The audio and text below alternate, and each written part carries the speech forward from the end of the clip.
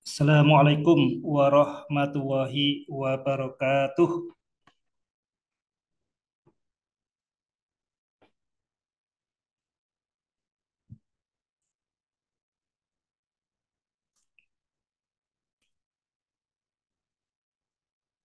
Sahabat titik K, dimanapun Anda berada, malam ini Alhamdulillah kita bisa melanjutkan webinar iman bukan dogma melainkan aksioma.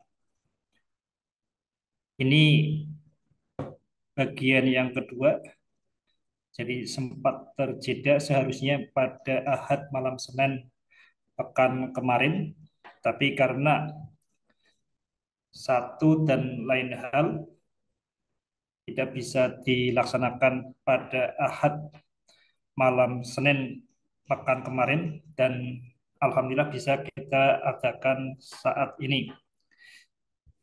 Jadi ini masih berkaitan dengan tema kemarin. Jadi beberapa hal, beberapa slide serupa dengan kemarin, tapi mudah-mudahan bukan sekedar pengulangan, tapi kita juga akan melakukan penajaman. Hari ini ada sesuatu dan lain hal, maka acara ini terpaksa monolog, tapi mudah-mudahan pesan yang dapat kita terima dalam webinar kali ini itu tidak berkurang. Iman bukan dogma, melainkan aksioma.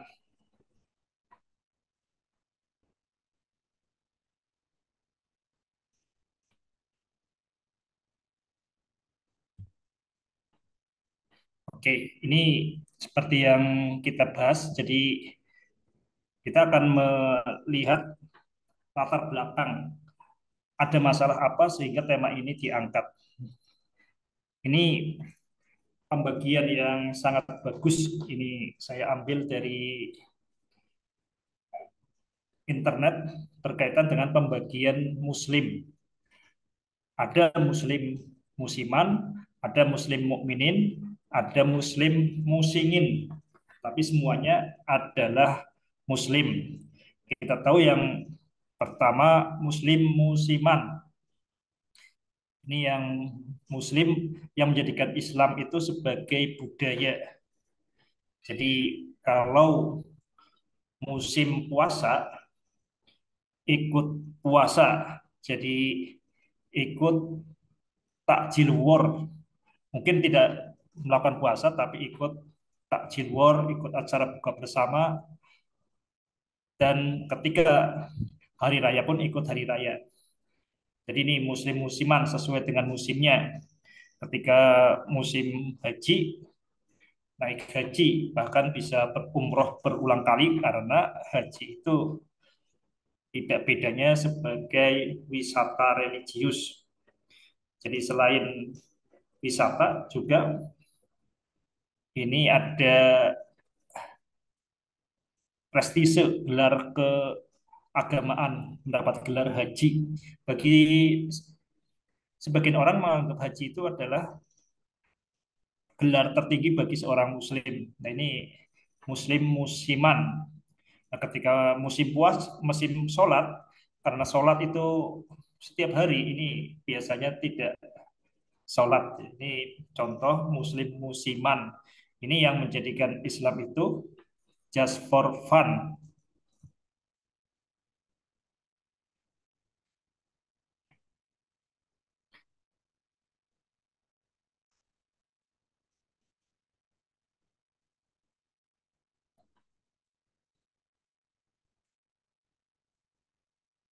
Assalamualaikum, Bro Mus Aris. Panggilnya Bang apa Iya, Pak? Oh, Mas. ya apa aja Ustadz? Oke. Ini nama nama aslinya Aris ya? Mustafa Aris. Mus Mushab Mushab Abdul Aris. Oh, panggilannya Kang Mus. Panggil. Ya, bisa Mus. Oke, panggil Kang Mus. Oke. Ini kita sudah mulai saja nih Kang Musaris. Ya kita nih karena mungkin nggak terlalu banyak kita diskusi aja ya Kang Musaris ya. Iya, iya. Tadi ada ini ya mungkin Pak Iwan mungkin habis pulang dari Sulawesi atau apa mungkin ini dalam kondisi yang tidak sehat. Iya. Ini kita akan masih membedah ini Kang Musaris. Ada tiga Muslim ini ya, tiga tiga Muslim. Kalau selama ini yang kalau kita lihat di Facebook atau di pengajian yang sering dihajar ya, yang jadi sasaran tembak itu kan dua Muslim ini, Muslim Musiman dan Muslim Musingin. Iya, iya. Ya, tadi sudah saya sampaikan ini ya, tadi sudah saya mulai. Jadi kalau Muslim Musiman ini yang Muslim Islam sebagai ini ya, bagian budaya, just for fun. Saya yang kebayang itu kayak orang Jepang menganggap ajaran Shinto. Ya, jadi nggak terlalu percaya, tapi kan bermanfaat ajaran Shinto untuk merekatkan bangsa juga untuk ini ya kegiatan kehidupan, mengisi kehidupan. Jadi ini Muslim musiman, ini yang Islam just for fun. Kalau pas musim haji ikut haji, malah kemudian umroh berulang kali. Muslim ketika musim puasa ikut puasa, bukan ikut puasa, ikut buka puasa walaupun nggak puasa, ikut takjil ya. Tapi kalau musim sholat, karena sholat itu setiap hari ini biasanya orang muslim musiman ini nggak sholat. Karena musim terus. Karena musim terus kan berarti menjadi bukan musim. Jadi nggak ada ceritanya musim sholat. Nah ini tipe muslim musiman. Ini ya juga yang sering dihajar atau menjadi sasaran tembak dakwah kita yang ada di Indonesia. Kemudian yang kedua ini ada namanya muslim musingin. Kita perjelas di sini. Muslim musingin ini ada dua jenis nih. Ini muslim musingin sebenarnya ini muslim yang serius. Yang pertama itu dia serius menghina agamanya. Jadi ini orang-orang liberal itu ini muslim musingin. Ini saya masuk di grup mungkin Mas ini Kang Mus bisa ini bisa ikut nih belum ikut grup teritu ramai Nusantara Anti Dogma. Nah, di situ banyak muslim musingin ya. Jadi orang Islam tapi menghina ajaran agamanya. Jadi, misalnya saya awalnya itu menyembah patung biru, yang kedua menyembah patung bertelinga lebar. Akhirnya saya mendapat hidayah karena saya menyembah Pak Tako. Jadi dia menganggap Islam itu menyembah Pak Tako, Pak muslim musingin. Jadi dia masih mengaku muslim tapi memang itu mencipta ajaran agamanya. Jadi seperti itu. Tipe muslim musingin yang pertama. Tipe muslim musingin yang kedua itu adalah yang teroris ya. Ya itu juga ini kan serius juga dengan agamanya. Tadi kalau tadi itu serius menghina agamanya, ini adalah itu serius membela agamanya. Jadi seolah-olah sebagai ini merasa sebagai pembela agama teroris ya. Ini kan seperti itu ya. Ini dua dua dua tipe muslim musingin. Jadi muslim musingin itu sama-sama ekstrim, ekstrim membela Islam, ekstrim menghina Islam. Ini ternyata lumayan berkembang ini, berkembang pesat kalau sekarang kan di era sosial media itu orang bebas mengungkapkan keyakinannya, apalagi kemudian difasilitasi tadi ya grup ateis itu menjadi marak ya muslim musingin ini. Dan ini yang dua muslim ini yang biasanya menjadi sasaran dakwah yang ada saat ini, yaitu muslim musiman, muslim yang menjadikan agama itu sebagai budaya, sebagai having for fun. Kemudian muslim musingin, baik yang liberal maupun yang tadi teroris ya, yang radikal. Nah, yang akan kita bahas di sini tuh yang Muslim mukmin ini. Di Muslim mukmin ini yang ya mungkin kita kita mudah-mudahan tuh kayak ini ya termasuk Muslim mukminin. Kita sholat 5 waktu, kita tidak menghina ajaran kita. Nah, kita betul-betul masuk Muslim mukminin. Pertanyaannya kontribusi Muslim mukminin itu apa? Dan ini menarik ya di Al-Quran itu berkaitan dengan Muslim. Ini di surat Al-Hujurat surat ke-49.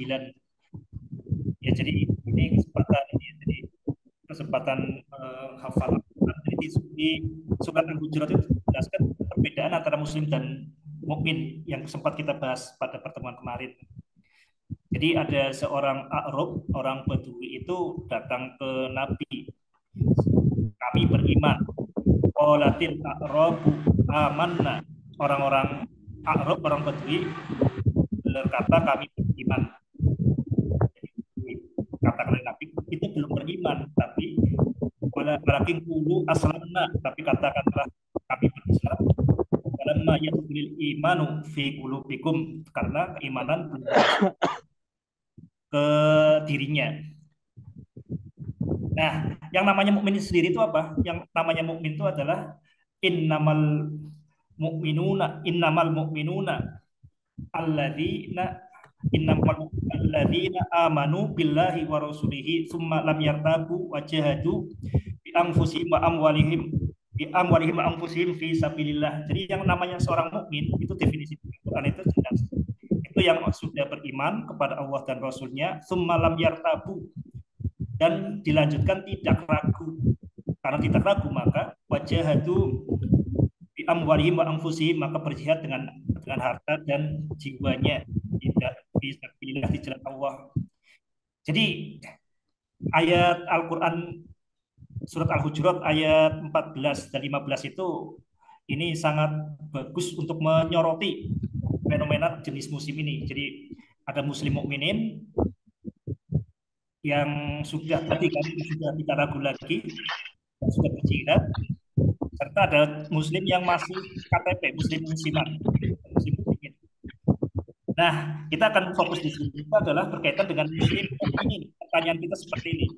Jadi kalau kita tahu yang namanya Islam, al-Islamu ya'lu wala yu'la alaih. Islam itu adalah ya'lu, mengatasi, paling atas dan tidak diatasi. Itu Islam harus seperti itu. Kita mengatakan di Al-Quran kita dijelaskan inna ars wa ma arsalnaka illa rahmatan lil alamin, dan tidaklah kami mengutus engkau Nabi Muhammad selain rahmatan lil alamin. Jadi di sini sangat jelas bahwa yang namanya Islam itu pertama ya'lu wala yu'la alaih, paling unggul, tidak ada yang lebih unggul lagi. Yang kedua itu Islam itu adalah rahmatan lil alamin. Nah, pertanyaannya itu ngomong kayak gitu bohong enggak? Nah, pertanyaannya seperti itu. Jadi kalau Islam itu ya'lu wala yu'la alaih, ya seharusnya Islam itu memimpin peradaban. Kalau kemudian dikatakan Islam itu rahmatan lil alamin, ya harusnya menjadi rahmatan alamin. Faktanya tidak seperti itu. Jadi yang kita pertanyakan di sini itu adalah pasti ada masalah. Itu harus digarisbawahi, pasti ada masalah. Kalau kita tidak menemukan masalah, itu justru bermasalah. Karena faktanya antara Islam dan zakat. Kita akan lanjutkan nah, mari kita bahas berkaitan dengan ajaran Islam bagaimana membangun peradaban. Jadi kunci peradaban itu ada dua, fondasi peradaban itu ada dua. Fondasi peradaban itu ada dua, yaitu yang pertama adalah gagasan yang tertulis, Al-Quran, sumber doktrin, dan yang kedua adalah kebiasaan, jadi gagasan yang diterapkan. Itu peradaban itu seperti itu, makanya sangat tepat tepat sekali kemudian ketika mengatakan taraktu fikum amro ini, kami meninggalkan engkau itu dua perkara, dua hal yang jika engkau berpegang teguh itu tidak akan rusak. Itulah fondasi peradaban, yaitu yang pertama adalah Al-Quran sebagai gagasan tertulis sumber doktrin, dan yang kedua adalah sunnah. Sunnah itu kebiasaan, berarti gagasan yang diterjemahkan dalam perilaku sehari-hari. Jadi di Islam itu, kalau judulnya bukunya Nur Kholis Majid itu adalah Islam doktrin dan peradaban, bukan Islam dogma dan peradaban. Ini yang perlu digarisbawahi berkaitan dengan kata-kata dogma. Di tradisi Islam ada dogma sebenarnya. Di keilmuan Islam itu tidak ada istilah dogma. Istilah dogma itu ada di ajaran Kristen. Dogma, dogma itu percaya saja. Jangan ditanyakan kalau kamu percaya. Kalau kamu percaya, kamu selamat. Kalau kamu percaya bahwa dosa kamu sudah ditebus oleh Yesus Kristus, ya kamu akan terampuni semua dosanya. Itu dogma seperti itu, percaya saja. Jadi ujung-ujung muncul, setelah itu tidak ada terapannya, pokoknya percaya saja, diterima saja. Jadi kita bayangkan dogma itu apa ya? Ya kita terima saja, tahu asal usulnya, kemudian kita setelah itu juga tidak ada lanjutannya, itu dogma. Dan ini dikenal sebenarnya di ajaran Kristen. Di Islam itu ya kata yang lebih tepat adalah Al-Quran adalah sumber doktrin. Makanya bukunya Profesor Nur Kholis Majid tepat ketika mengatakan Islam doktrin. Kita bisa lihat ini ya. Jadi tidak ada yang namanya peradaban besar yang tidak ditopang oleh gagasan tertulis. Ini yang perlu digarisbawahi. Makanya ketika kemudian pendiri Rusia itu mau membuat negara itu kan, jadi ya, mencari sumber tertulis, kemudian bukunya Karl Marx, Kapital. Jadi semua peradaban itu harus ada rujukan tertulisnya, bukan besar. Ada peradaban yang kelihatannya sangat luar biasa, yang tidak, karena tidak ada rujukan tertulis. Contohnya adalah Selebaran ini agak Mongolia. Nah, itu yang contohnya di Mongolia itu nggak ada rujukan, jadi itu hanya kekuatan militer. Maka begitu muncul menguasai dunia, setelah itu kemudian balik lagi lepas satu persatu. Islam itu komplit karena dua fondasi peradaban itu dibangun sejak masa Nabi Muhammad SAW. Aku kan dan kemudian juga diterjemahkan di dalam kebiasaan sebagai sunnah. Itu yang bisa saya sampaikan ini teman-teman yang baru datang nih, ada ini ya, Pak Iwan Dawan itu kondisi sakit di ventilator, dipegang oleh Kang Mus. Saya kembalikan dulu ke Kang Mus. Silakan Kang Mus.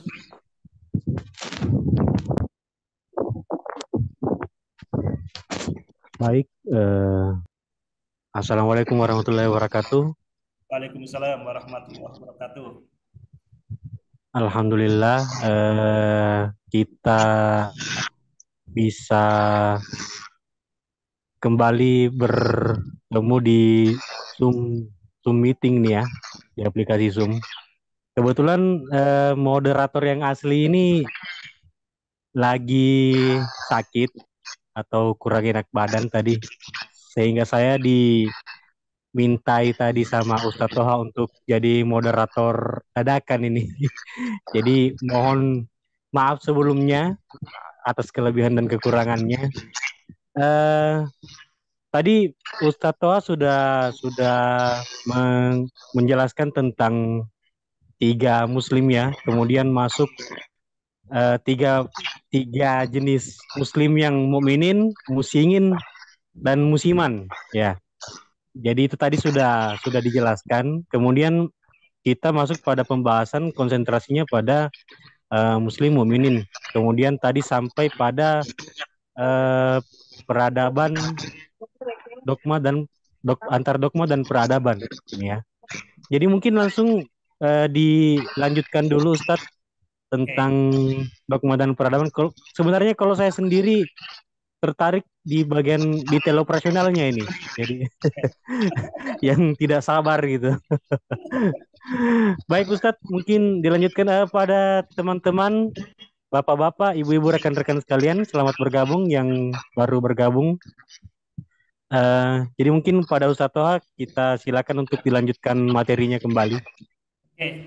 Ini tanpa sadar ini kita ini ya kemasukan dogma, kemasukan kata dogma yang sebenarnya bukan ajaran Islam itu mengubah pola pikir kita.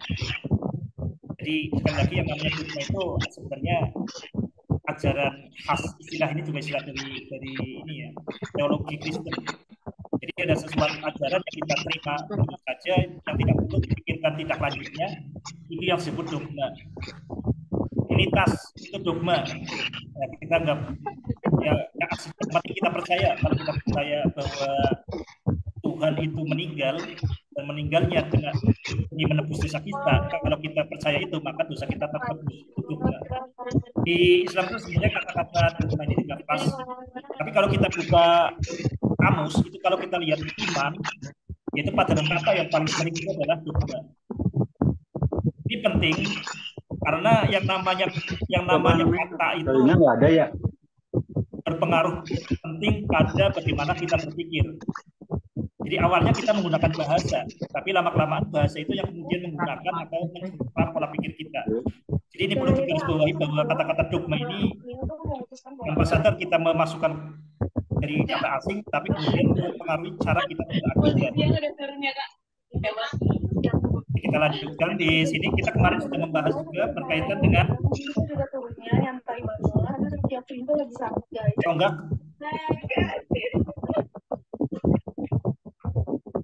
tonggak keterbelakangan umat Islam. Kita kemarin sudah membahas berkaitan dengan pembantaian Baghdad dan juga Konstantinopel.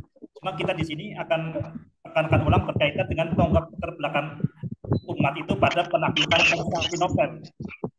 Karena kalau pembantaian Baghdad itu sudah terlalu jelas. Pembantaian Baghdad yang membunuh ratusan ribu umat Islam pada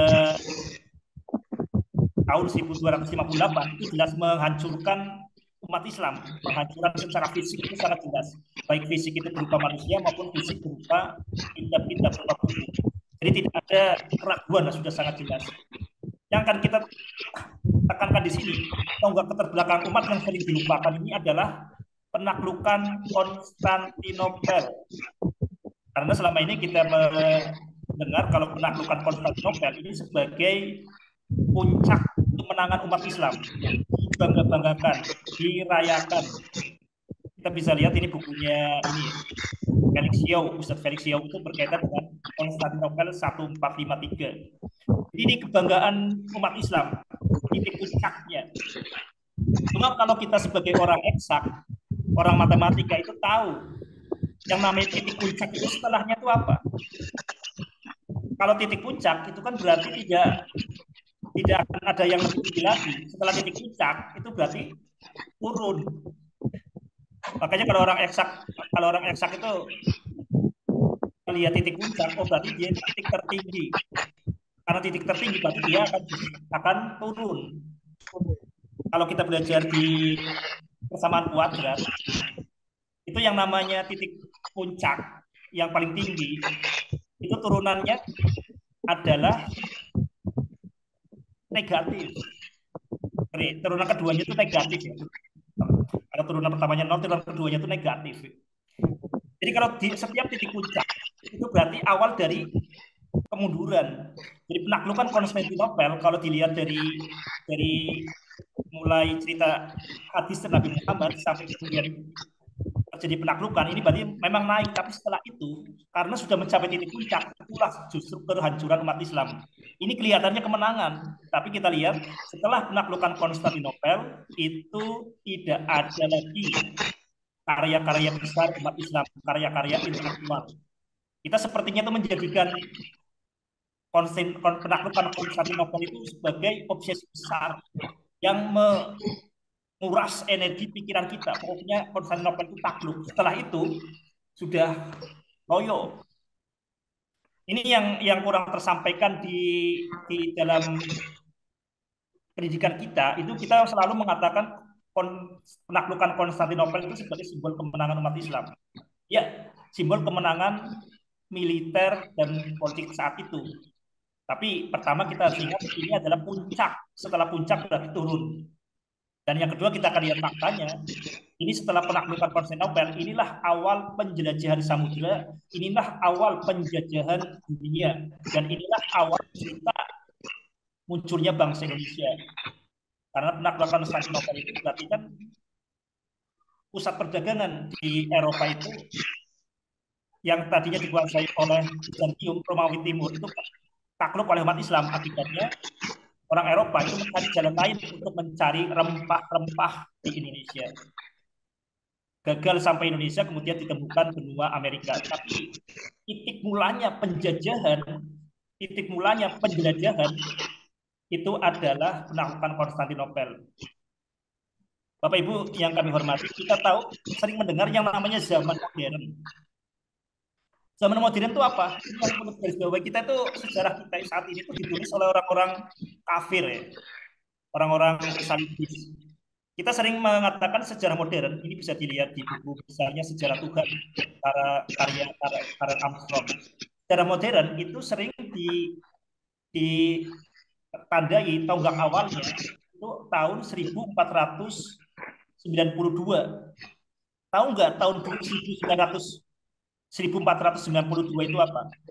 Tahun 1492 itu adalah tahun kehancuran benteng terakhir umat Islam di Andalusia, di Spanyol. Jadi buah dari perkawinan Ferdinand dan Isabella di Spanyol, itu umat Islam itu dihancurkan, dibantai, dan diusir. Termasuk juga orang Yahudi juga dibantai dan diusir. Tahun 1492 itu orang Nasrani ya, orang Salibis di Spanyol itu menang telak. Setelah itu kekuatannya diarahkan kemana? Kekuatannya diarahkan untuk membiayai penjelajahan samudera yang dilakukan oleh Columbus. Jadi peristiwa itu adalah lanjutan langsung dari penaklukan Konstantinopel. Jadi era modern itu adalah era dimulainya penjelajahan samudera, era dimulainya penjajahan dunia, era dimulainya perbudakan umat Islam oleh bangsa Eropa. Itu yang disebut era modern. Jadi kita nanti mungkin akan dicatat lah kalau kemudian umat Islam itu mencapai kejayaan kembali. Kita dicatat saat ini kita adalah dalam era ke-8. Jadi kita sebut sebagai era modern itu sebenarnya era kehancuran umat Islam. Dan itu titik awalnya kita lihat adalah penaklukan Konstantinopel. Ini mudah-mudahan para sahabat semua itu bisa melihat sejarah secara utuh. Cerita tidak disampaikan setengah, tapi cerita disampaikan secara utuh. Penaklukan Konstantinopel sekali lagi ini mengawali penjelajahan samudera, mengawali penjajahan dunia, mengawali umat Islam memasuki perbudakan selama berabad-abad.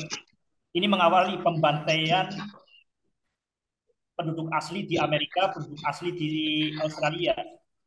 Jadi kalau kita tahu orang Australia itu sekarang orang-orang bule, kemudian di Amerika pun dikasih orang bule, ada pembantaian sebelumnya itu. Dan itu dimulai dari penaklukan, kisah itu dimulai dari penaklukan Konstantinopel. Jadi ini dua tonggak keterbelakangan umat Islam. Pembantaian Baghdad 1258 dan penaklukan Konstantinopel 1453. Jadi kalau sahabat punya buku ini, misalkan 100 tokoh ya, kemudian ataupun buku yang lain berkaitan dengan penemuan di bidang sains dan teknologi, itu abad modern itu dimulai dengan satu orang yang namanya Nicolaus Copernicus. Nicolaus Copernicus itu lahir tepat 20 tahun setelah penaklukan Konstantinopel 1473. Jadi setelah Copernicus itu sains dan teknologi di barat itu berkembangnya luar biasa besar. ini mudah-mudahan jadi PR kita semua supaya umat Islam itu mendapatkan cerita penaklukan Konstantinopel secara lengkap, bukan hanya sebelum penaklukan, tapi juga setelah penaklukan Konstantinopel. Kita akan lanjutkan ke berikutnya. Oke, pertanyaan berikutnya nih yang menjadi PR kita adalah kita saat ini tuh harus disadari kita berada dalam zaman ke-8. Mengapa? Sekarang kita akan mulai. Kenapa kok tahun penaklukan Konstantinopel itu sebagai awal era ke-8 umat Islam? Kalau kita baca buku, itu sebagai era modern. Tapi kalau melihat khusus secara umat Islam, penaklukan Konstantinopel itu menandai awal zaman ke-8 umat Islam. Oke, mengapa seperti itu? Jadi webinar kita itu coba merumuskan setelah kita tahu masalahnya, kita coba merumuskan solusinya. Tapi mari kita lihat masalahnya dulu secara jelas. Yang pertama kita lihat di sini ya, kenapa kemudian bangsa Eropa itu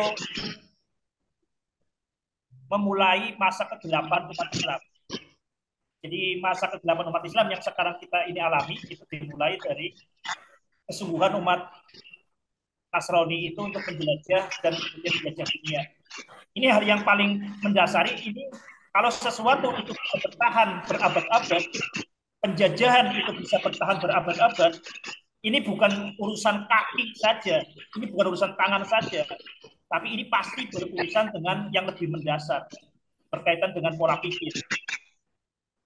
Kita akan lihat di sini salah satu pola pikir yang menguasai umat Islam itu bagaimana. Yang pertama, ini ada pertarungan antara dua ahli tafsir.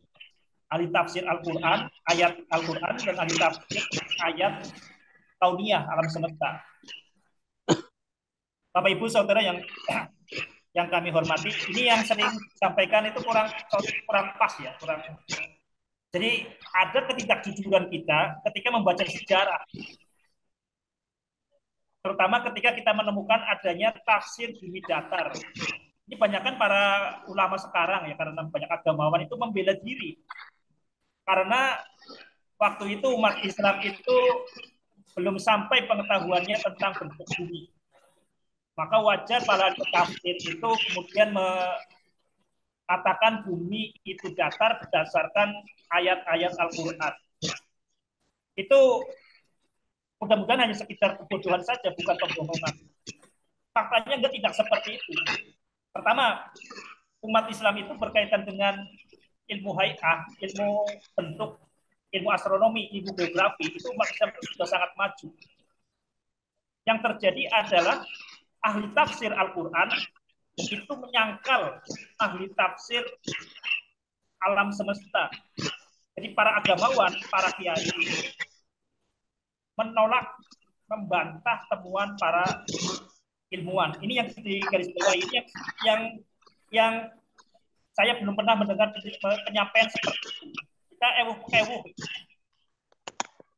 Akhirnya kita membaca sejarah itu dengan cara tidak jujur, kita berbohong. Jadi yang terjadi itu memang adalah penyangkalan, semangat anti-sains. Jadi semangat anti-sains itu memang ditekankan oleh para pemuka agama, para agamawan, dan mengatasnamakan sebagai atas nama Al-Quran. Ini yang digarisbawahi. Jadi bukan ulama itu tidak tahu adanya temuan ulama umat Islam, ilmuwan Islam tahu tapi disangkal. Kita bisa lihat di sini. Ini sebelah kiri adalah paham bumi datar dari mulai Imam Al-Qurtubi. Imam Al-Qurtubi ini tinggal tahun 1273. Ini 300 tahun sebelumnya itu sudah lahir yang namanya Abu Rayhan Al-Biruni yang sudah mengukur bola bumi. Tapi Imam Al-Qurtubi ini menyangkal menyangkal ilmuwan. Kita lihat ini Ibnu Katsir. Ibnu Katsir itu satu zaman dengan Ibnu Asatir, bahkan berkarir di masjid yang sama di Damaskus. Tapi kita lihat di tafsir Ibnu Katsir itu sangat kental isinya itu berkaitan dengan bumi datar. Kemudian di sini jalan lain ini muncul itu pada zaman Columbus. Dan di sana juga terjadi kata-kata penyangkalan tentang penemuan astronomi dari ilmuwan Muslim. Jadi ini yang perlu digarisbawahi. Jadi semangat anti sains itu nyata, konkret ada di dalam umat Islam. Ini suatu temuan yang sangat membahagiakan itu bagi saya. Ini kalau pasti harus ada yang tidak beres di umat Islam. Dan ketidakberesannya itu bukan hal yang dangkal. Ketidakberesannya ini harus berkaitan dengan yang sangat dasar. Ya ini ketika kemudian menemukan penyangkalan para ahli tafsir terhadap ahli astronom Muslim, ini adalah temuan yang sangat membahagiakan, menggembirakan. Oh memang ternyata biangnya itu bukan ajaran Islam, biangnya itu adalah para pemuka Islam itu sendiri. Kita bisa lihat di sebelah kanan ya. Umat Islam masih di sini ada Al-Idrisi. Ini yang membuat logo pertama. Kemudian ada Ibnu Asatir. Tapi kemudian ini yang paling penting ini ada garis merah di sini. Ini yang menjadi batas antara zaman modern dan zaman pramodern versi barat. Jadi zaman modern itu dimulai dari penjelajahan Columbus. Itu terjadi setelah penaklukan Konstantinopel, setelah pembantaian umat Islam di Granada. Granada itu salah satu kota di Spanyol saat ini. Jadi ini garis merah ini yang membatasi antara zaman pra-modern dengan zaman modern. Pemicunya sekali lagi adalah penaklukan Konstantinopel. Ini yang mudah-mudahan kita itu harus jujur dengan masalah yang ada di dalam umat Islam sendiri. Kalau kita tidak jujur dengan penyakit kita, ya tidak akan tersembuhkan. Jadi kenapa kemudian umat Islam itu di era sekarang itu kelihatan pelongo-pelongo, ketika Cina sudah demikian maju menyikap rahasia alam, kemudian umat Islam itu masih berdebat dengan yang remeh-temeh, itu memang ada sesuatu yang rusak yang sangat besar di umat Islam, di pola pikirnya. Jadi semangat anti sains itu ada di dalam akidah kita. Dan ini ditanamkan secara terstruktur, sistematis, masif melalui kitab tafsir. Ini bukan anti tafsir ya. Kita tuh ini penyakit lagi umat Islam itu nomor 2. Kita susah untuk diajak mengkritisi argumen. Kita dianggap ketika kita tidak setuju pada satu argumen itu dianggap kemudian menyerang orangnya. Tidak seperti itu. Ulah adab. Tafsir itu ada ribuan ya, ada ribuan ayat. Yang kita kritisi di sini adalah semangat anti sains yang secara lugas diajarkan terus-menerus karena itu ada di dalam kitab tafsir.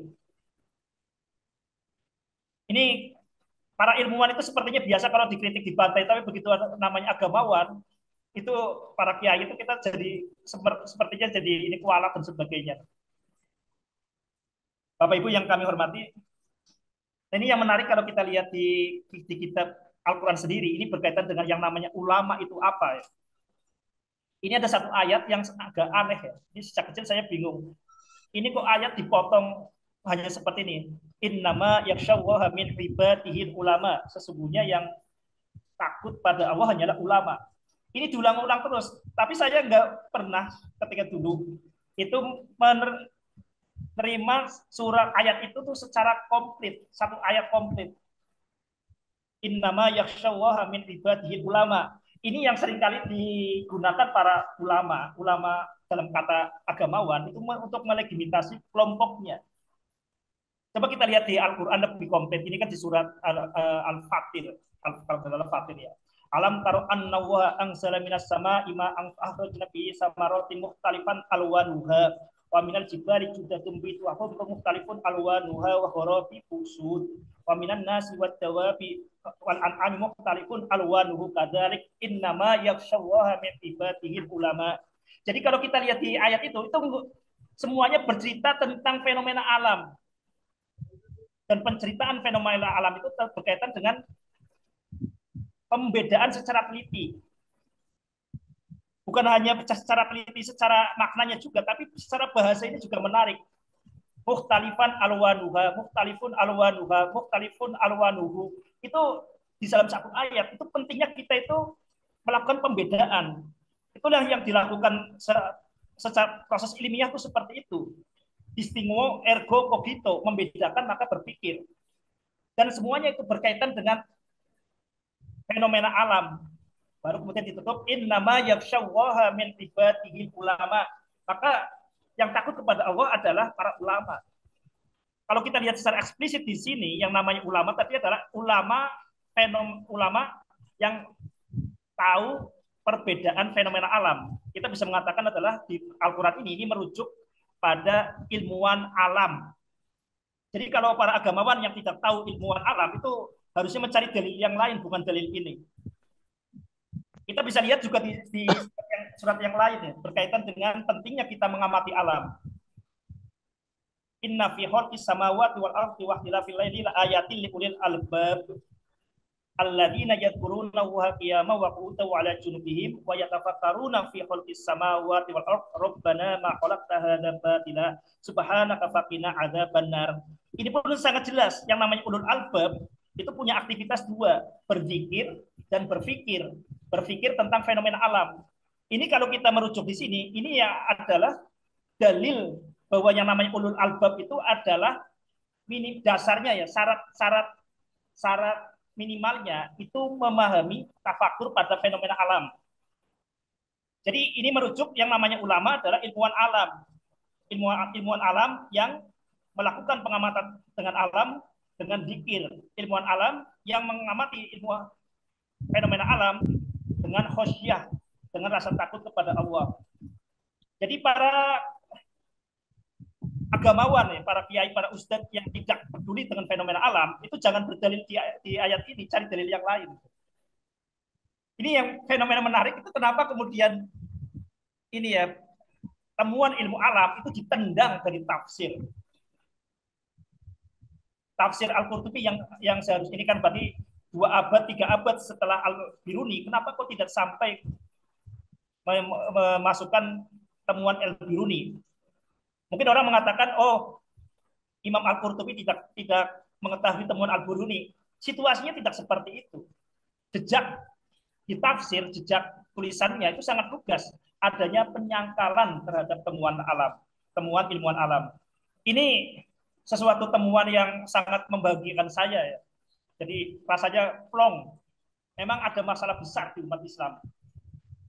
Ada masalah besar dan ini bukan masalah yang dangkal, tapi masalah berkaitan dengan bagaimana kita bernalar. Dan masalah ini tuh terus-menerus bukan berusaha disingkirkan, tapi kan ini diajarkan terus-menerus. Kita beda dengan kita ini ya di matematika fisika, itu kan ada revisi. Tapi kalau kita tafsir itu nggak ada revisi. Itu selalu disampaikan terus-menerus, tidak ada revisi. Oke, kita akan lanjut. Nah ini kadang-kadang kita itu sering ini yang paling parah, kita itu mengatakan udah urusan bumi bulat bumi datar itu bukan urusan iman, urusan bumi bulat bumi datar itu nggak penting, itu tidak ada kaitannya dengan iman. Ini menambah perpanjangan ke ini semakin panjang kebodohan yang ada di tengah umat Islam. Mari kita lihat dampaknya. Kita lihat munculnya Columbus dengan tafsir Jalalain ini, tafsir Jalalain ini tafsir yang di antara tafsir yang berpengaruh di tengah umat Islam. Ini tahunnya tuh sama, sangat berdekatan. Tafsir Jalalain ini yang Jalal yang kedua yaitu Jalaluddin As-Suyuti itu meninggal tahun 1505. Maka paling banter berarti tafsir Jalalain itu terbit pada tahun 1505. Sementara Columbus itu meninggal tahun 1506. Jadi berdekatan. Ketika di umat Islam itu ada tafsir Jalalain yang mengajarkan bumi datar. Jadi bumi datar di tafsir Jalalain itu Columbus itu sedang mencari jalan lain menuju dunia timur. Ini tepat bersamaan. Di Columbus itu bukan hanya sekedar tahu bahwa bumi itu bulat, tapi berdasarkan pengetahuan itu kemudian dirancang bagaimana membuat kapal, bagaimana berapa banyak perbekalan yang diperlukan untuk mengelilingi bumi. Ini perhitungan seperti itu kan nggak mungkin bisa dilakukan kalau kemudian bola bumi itu belum diukur berapa diameternya, berapa kelilingnya. Nah, kita lihat sini dari mulai penjelajahan kemudian menjadi penjajahan. Sementara di umat Islam itu kemudian mulailah munculnya dogma seperti itu. Bumi itu datar. Itu adalah kata Allah di dalam Al-Qur'an. Tidak percaya kafir. Ini yang juga ditanamkan di pikiran saya sejak kecil itu seperti itu. Jadi yang namanya bumi bulat itu ajaran orang kafir. Bumi itu datar dan yang benar adalah Al-Qur'an, yang benar adalah firman Allah. Itu yang sejak kecil saya menerima doktrin seperti itu dari bapak saya, dan bapak saya ini yang mengaji kitab tafsir jalan lain dan mendapatkan hal itu dari guru-gurunya. Ini jadi ada proses yang selama ini tuh kita tidak jujur dan kurang terungkap. Kita ewu-ewu karena menyangkut seorang ulama dalam arti agamawan, maka kita merasa tidak berani mengkritik. Oke, ini munculnya ini dogma bumi datar itu luar biasa. Oke, demikian saya kembalikan ke moderator. Di sini hujan lebat.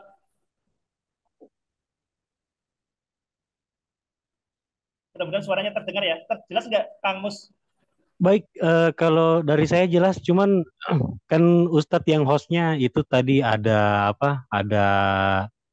Ada gangguan sedikit juga karena mungkin ada dua mic yang aktif.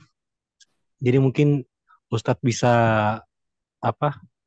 Bisa set di situ mic-mic yang ini, yang mic yang lagi aktif. Mungkin tadi jadi mungkin agak ada terganggu sedikit suaranya dari Ustadz. Oke. Ya, nanti. Jadi oke, mungkin teman-teman ada yang mau bertanya sampai di sini. Silakan langsung langsung saja.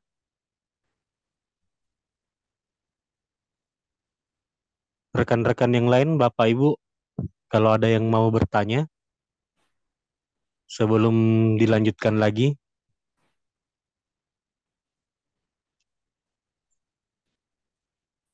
Oke, kalau begitu mungkin ada tambahan sedikit dari saya. Ini menarik yang diungkapkan dengan Ustadz, sejarah tadi ya, sejarah anti sains. Jadi ternyata ada pola pikir anti sains yang apa namanya yang terjadi seperti itu. Nah, di Barat pun sebenarnya juga saat ini para saintisnya juga mengeluhkan yang sama sebenarnya. Jadi ada penelitian tentang bagaimana masyarakat atau orang-orang itu menerima sains. Jadi sebenarnya mereka bukan menolak, tetapi dia disikapi dari data yang sudah ada. Jadi kalau misalnya memang keyakinan awal itu sudah ada, jadi itu yang menilai. Jadi latar belakang pola pikir itu berpengaruh besar. Jadi misalnya kalau misalnya memang ada pola pikir anti sains, ya ketika menerima informasi tentang sains itu akan dinilai seperti itu. Benar salahnya sebelum diterima, terlepas dari dia masuk akal atau lebih masuk akal atau tidak. Jadi kalau misalnya memang ada pola pikir seperti itu, maka harus ada semacam strategi bagaimana melakukan penetrasi informasi seperti itu. Dan ini itu juga dikeluhkan di Barat seperti itu. Oke, mungkin teman-teman yang lain atau rekan-rekan yang lain, kalau ada pertanyaan atau mungkin tambahan juga sekalian berbagi ilmu, karena posisinya kita belajar bersama juga ya, tidak hanya satu arah dari Ustadz. Jadi teman-teman yang lain kalau ada masukan ilmunya, silakan. Terdengar ya teman-teman ya. Ya, Oke, ini kalau misalnya itu mau mengetik juga boleh, dalam bentuk ketikan pertanyaannya juga boleh, seperti itu.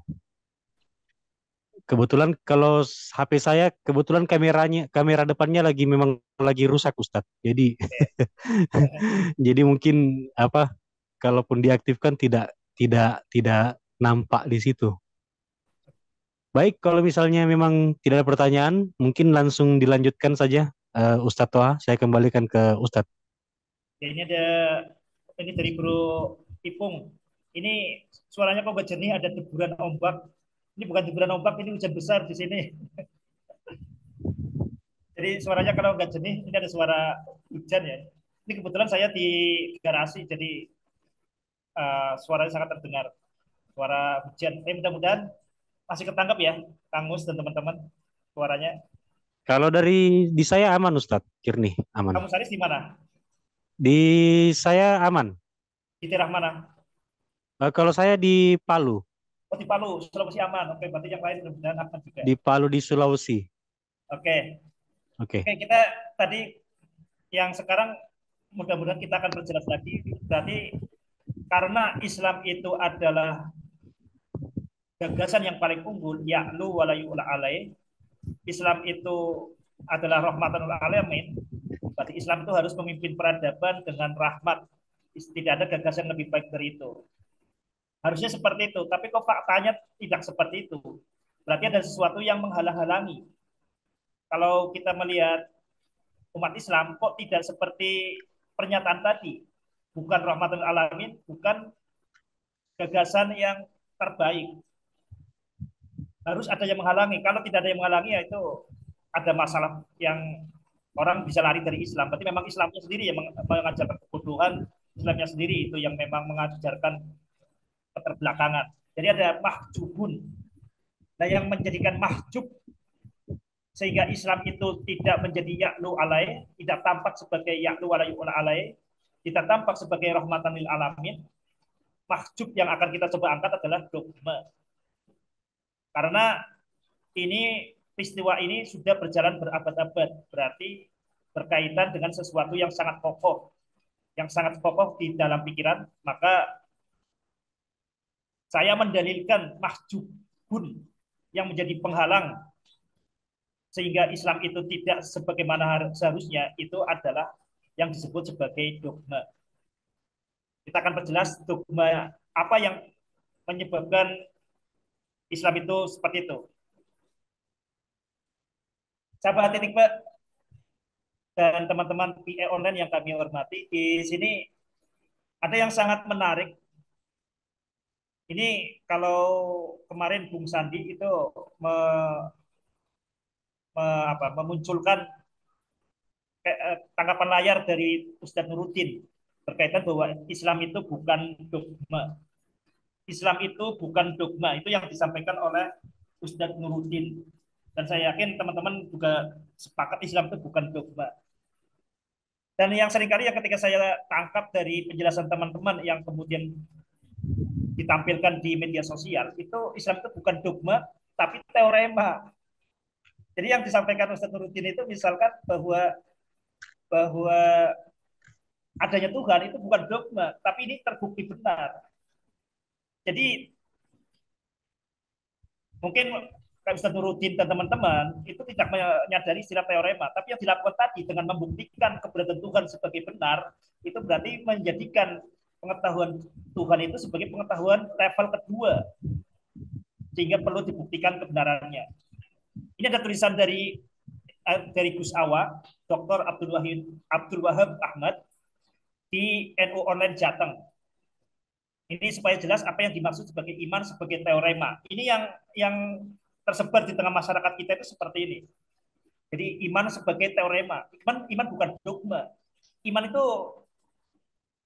misalnya keberadaan Tuhan itu ada buktinya, terbukti benar. Kita lihat tulisan di sini, bisa dibaca bareng-bareng di sebelah kiri. Ini tulisannya Gus Awa ya. Benarkah Tuhan itu ada? Ini adalah pertanyaan beberapa orang yang meragukan keberadaan Tuhan, sebab eksistensi Tuhan tak dapat diobservasi dan tak dapat pula dideteksi keberadaannya melalui serangkaian alat-alat modern. Mencari Tuhan dengan metode empiris seperti itu takkan membuahkan hasil, sebab Tuhan itu memang gaib, wujudnya sama sekali tak dapat diakses oleh indera. Karena itulah, untuk membuktikan keberadaan Tuhan, bukan dengan melakukan serangkaian tes yang bersifat indrawi, tapi dengan penarikan simpulan yang bersifat rasional. Jadi Tuhan itu memang dibuktikan benar dengan penarikan simpulan yang bersifat rasional. Bila kita lihat jagat raya ini, kita lihat semuanya punya garis merah yang sama, yaitu semua serba berubah. Tak ada yang berubah di jagat raya ini. Bahkan hal yang kita sangka tak pernah berubah pun ternyata berubah seiring waktu. Semua hal mengalami masa sebelum, sedang, dan setelah. Semua berubah dari satu kondisi ke kondisi lain. Bila demikian, maka dengan pasti kita tahu bahwa segala yang ada di jagat raya ini punya permulaan. Seperti halnya kita tak tahu kapan tetangga kita dilahirkan. Akan tetapi kita tahu pasti bahwa dia punya tanggal lahir. Kita juga tak tahu dengan pasti kapan planet ini dan segala isinya diciptakan. Tapi kita tahu dengan pasti bahwa ia adalah awal mulanya. Sahabat titik berat dimanapun Anda berada, ini pernyataan yang sangat aneh ya bagi yang menekuni logika, menekuni sains. Tapi kenapa kok tidak dipertanyakan? Dan ya tadi, pola pikir kita itu yang disebut pola pikir kita yang sangat dasar yang disebut akidah itu sangat menentukan. Sebelum kita seperti tadi yang disampaikan oleh Kang Mus Aris, jadi kita sudah melihat benar atau tidak itu berdasarkan apa yang sudah ada di pikiran kita. Jadi misalkan yang saya alami sendiri ya, ketika kemudian didoktrin bahwa sains itu adalah temuan orang kafir, buktinya mengajarkan kesesatan bumi bulat, padahal yang benar di Al-Quran itu adalah bumi datar, maka saya kemudian sudah alergi dengan sains. Jadi kalau berkaitan dengan sains, saya langsung menandai ini pasti salah, ini pasti salah, ini orang kafir, ini orang kafir. Itu yang saya lakukan seperti itu. Dan itu proses yang sangat berat untuk melawan sesuatu ini ya. Jadi ada dua hal kan akhirnya kita menolak apapun yang berkaitan dengan sains. Karena doktrin di pikiran kita atas nama agama itu bahwa sains itu atas nama orang kafir. Nah ini seperti ini juga. Ini karena yang menyampaikan bahwa Tuhan itu terbukti ada itu adalah kitab-kitab para ulama. Ini contohnya kitab Ummul Barohin. Maka kita akan menerima seperti itu. Kita nggak berani. Kita tidak berani mengkritik. Seberapapun anehnya, pikiran kita tuh paling ini, pikiran kita akan berusaha membenarkan atau paling tidak itu mengabaikan. Kita nggak berani menolak karena menyangka ini ajaran Islam ya seperti itu. Ini yang saya rasakan juga itu bahwa Tuhan terbukti benar dengan keberadaan alam semesta. Ini yang saya rasakan bertahun-tahun, ini ajaran agama, maka nggak berani untuk menolak itu. Yang terjadi ya akhirnya ya sudahlah. Karena yang namanya akidah itu adalah fondasi. Kalau fondasinya kemudian retak, itu ya kita menjadi hancur kehidupan kita. Pikiran kita semuanya hancur. Maka kadang-kadang tuh orang pura-pura tidak tahu demi fondasi keyakinannya itu tetap aman. Nah ini yang terjadi itu seperti ini. Tapi yang kemudian saya sendiri kemudian berani mendiskusikan ini ya, memperdebatkan berkaitan iman sebagai teorema atau yang sering saya sebut sebagai akidah koslet, ini karena di Al-Quran itu sama sekali tidak ada yang mendukung hal ini, mengisyaratkan bahwa alam semesta itu sebagai bukti keberadaan Tuhan. Tidak ada satupun di ayat Al-Quran yang 6236 ayat yang mengatakan bahwa keberadaan Tuhan itu adalah alam semesta atau alam semesta itu adalah bukti keberadaan Tuhan. Semuanya adalah menyebutkan fenomena alam dan penciptaan alam semesta itu adalah tanda, itu ayat. Itu yang kemudian saya mulai berani menyampaikan seperti itu. Jadi landasan berdebat dengan para agamawan itu nggak mungkin pakai akal ya, karena mereka itu dalilnya sudah pakai Al-Quran. Makanya kita perdebatkan dengan Al-Quran lagi. Sahabat PA yang kami hormati, itu mudah-mudahan menjadi renungan kita. Jadi ini yang sering orang nggak sadar tuh bahwa agama itu ini ya membuat bodoh. Jadi berarti beragama itu berarti kita menekan pikiran kita. Jadi pikiran kita itu harus tunduk di bawah dalil, itu juga kebohongan ya. Nggak ada dalil kemudian di Al-Quran yang kemudian menyuruh otak itu kemudian dikebiri atau dibungkam. Ini beberapa hal yang kebohongan-kebohongan yang disampaikan para ulama itu seperti itu. Jadi tundukkan akalmu di hadapan dalil itu sama sekali yang tidak ada dalilnya. Nah, ini akan kita lihat kenapa kemudian iman sebagai teorema ini sangat bermasalah. Yang pertama kita lihat di sini ini sudah merupakan sebenarnya perendahan, pelecehan. Yang namanya iman seharusnya sebagai pengetahuan pertama yang mendasari pengetahuan yang lain itu diturunkan, dikudeta hanya sebagai pengetahuan kedua. Pengetahuan pertama apa? Ya tentang alam semesta itu sebagai pengetahuan pertama. Jadi dengan adanya alam semesta kita menurunkan keberadaan Tuhan. Ini yang sebenarnya sesuatu yang sangat tidak nyaman. Oh, iman hanya sebagai pengetahuan kedua, hanya sebagai sesuatu yang dibuktikan benar berdasarkan pengetahuan pertama, hanya sebagai teorema. Ini mungkin istilah ini enggak familiar di kalangan akidah. Karena akidah ini selama ini perumusannya lebih banyak menggunakan logika abad pertengahan, logika Aristoteles. Sedangkan kalau istilah aksioma teorema ini baru mungkin bisa mengeksplor yang muncul awalnya istilah aksioma teorema. Jadi ini merendahkan, melecehkan yang namanya iman yang seharusnya sebagai pengetahuan pertama, pengetahuan fondasional, pengetahuan fundamental yang mendasari pengetahuan yang lain, itu direndahkan hanya sebagai pengetahuan kedua yang terbukti benar. Itu yang pertama. Yang kedua, ini menjadi bermasalah seperti ini. Semua pembuktian keberadaan Tuhan itu kan bohong-bohongan. Karena sudah percaya Tuhan itu ada, kemudian kita kemudian buktikan bahwa alam semesta ini, kemudian hasilnya adalah Tuhan itu ada. Itu karena membuktikan prasangkanya sendiri. Tapi kita menganggap bahwa alam semesta itu bukti adanya Tuhan. Itu sebenarnya kan hanya sudah hanya menegaskan yang sudah ada di otaknya sendiri bahwa Tuhan itu ada. Jadi yang dilakukan adalah dengan pembuktian secara logika itu hanya bohong-bohongan. Ini sesuatu yang sangat ironis di tengah umat Islam itu, apalagi ini berkaitan dengan yang kita sebut sebagai akidah. Akidah itu adalah usuluddin. Jadi kalau dulu saya belajar di sekolah NU, itu ada pelajaran namanya ilmu tauhid atau pelajarannya disebut juga ilmu usuluddin. Intinya adalah akidah. Ini sesuatu yang luar biasa mengerikan ya. Ini banyak teman tuh kan mengatakan, ya ini hanya masalah bukti ya, masalah tanda. Kok ini masalah bukti itu nggak bisa kata hanya, karena bukti itulah kemudian esensi kewarasan kita.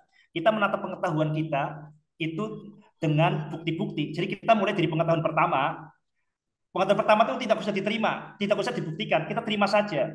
Kemudian kita bangun pengetahuan kedua, kita akan memeriksa apakah pengetahuan kedua itu konsisten. Caranya gimana? Dengan pembuktian. Pembuktiannya bagaimana? Dengan pengetahuan pertama. Itu selalu seperti itu, bertahap. Jadi membangun pengetahuan itu seperti kita menata batu bata.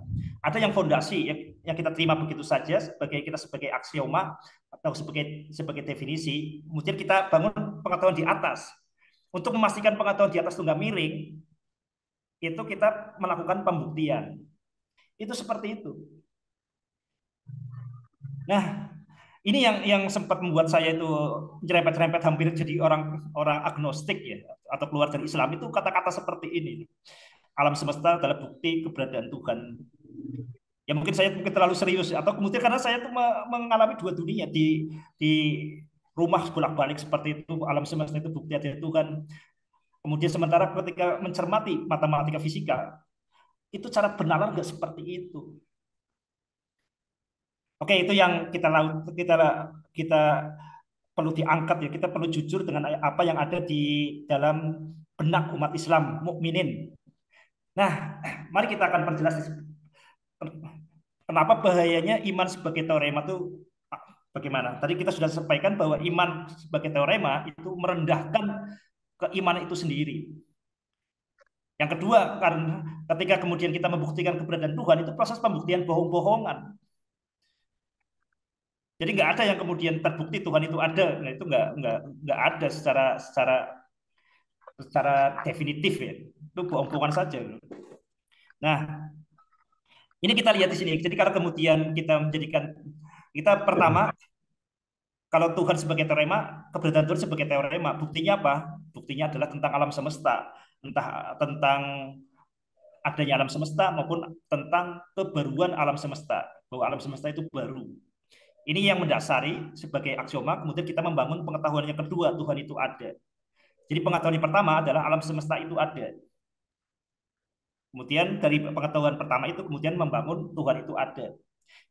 Ini yang dimaksud iman bukan dogma yang saya pahami dari banyak teman-teman yang cerdas ya, yang spesialisasinya akidah.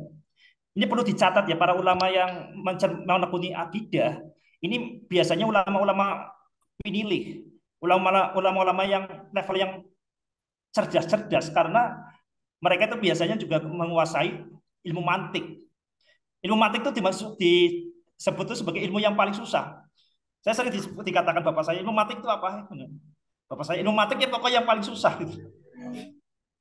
Jadi yang ulama-ulama tidak sembarangan. Jadi teman-teman itu yang ini ya, yang terjerumus dalam tanda kutip akidah koslet membuktikan keberadaan Tuhan, itu para teman-teman yang kecerdasan di atas rata-rata.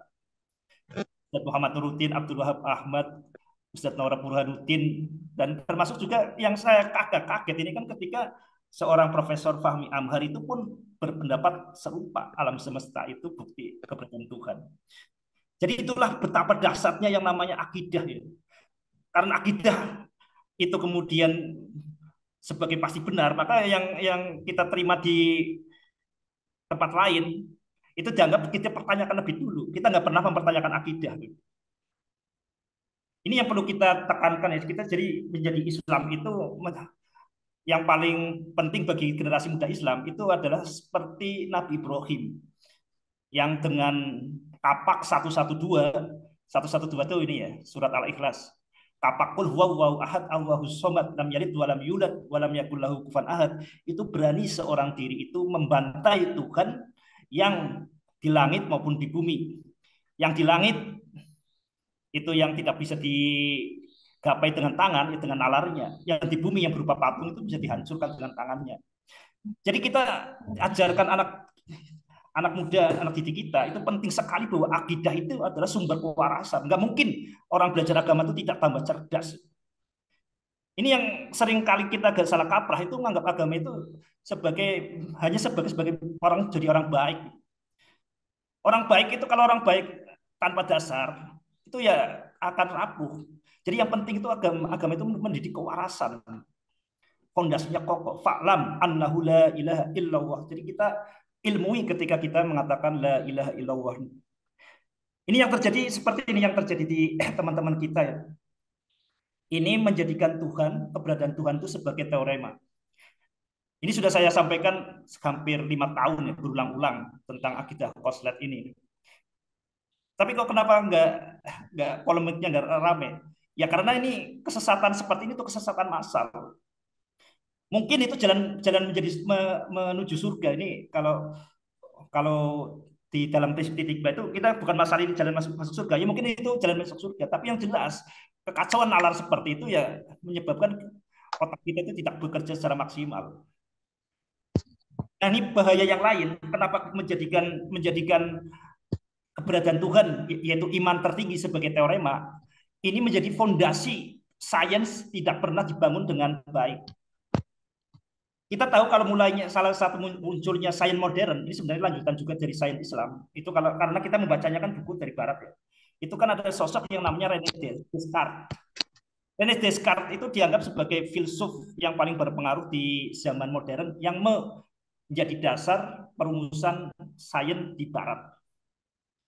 Jadi René Descartes itu yang dimunculkan di René Descartes itu bukan bukti adanya Tuhan itu apa, tapi apa bukti keberadaan alam semesta. Bagaimana Anda yakin bahwa alam semesta ini ada? Ini yang harusnya disampaikan di pendidikan akidah juga harus seperti itu, bukan mempertanyakan keberadaan Tuhan, tapi mempertanyakan keberadaan alam semesta. Bagaimana kita tahu tuh alam semesta benar-benar ada? Bagaimana kita tahu bahwa alam semesta itu tidak berbeda dengan mimpi? Coba ketika kita lihat kita bermimpi. Ini kan semuanya begitu nyata.